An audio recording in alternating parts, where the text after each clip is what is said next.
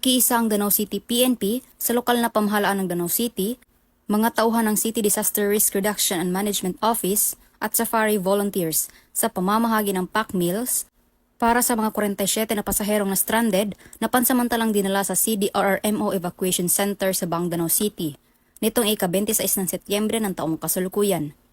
Ayon kay Police Lieutenant Colonel Hendrix Bangcoleta, Chief of Police ng Danau City Police Station, Cebu Police Provincial Office, layunin ng kanilang inisyatiba na agad maihatid ang tulong at pagkain sa mga apektadong individual upang matugunan ang kanilang pangunahing pangangailangan sa gitna ng matinding pagsubok na dulot ng kalamidad. Patuloy pa rin ang pakikipag-ugnayan ng kapulisan at iba't ibang ahensya ng pamahalaan upang matiyak ang mabilis na pag-abot ng tulong at suporta sa lahat ng pamilyang nasalanta ng bagyo sa syudad. Ang aktibidad na ito ay naglalayong matiyak ang kaligtasan at kaayusan ng mga pasahero at mabigyan sila ng sapat na pagkain sa kanilang pansamantalang tinutuluyan. Kami po ang kapulisan sa Danau City Police Station sa pangunguna ng aming isnape na hepe na si Police Lieutenant Colonel Hendrix Bangcoleta sa panahon sa mga iba't ibang sakuna o trahedya sa ating bansa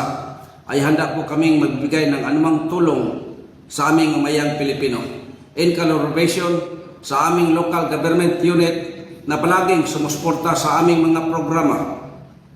Patuloy kaming gumagawa ng magandang kabutihan at handang maglingkod sa ating inang bayan at handa rin namin ialay ang aming isang buhay para sa ating mamayang Pilipino at bayan. Mula dito sa Central Visayas, ako ang inyong Police News Network Correspondent, Patrolwoman Flora May Azares. Alagad ng batas, tagataguyod ng Balitang Pulis.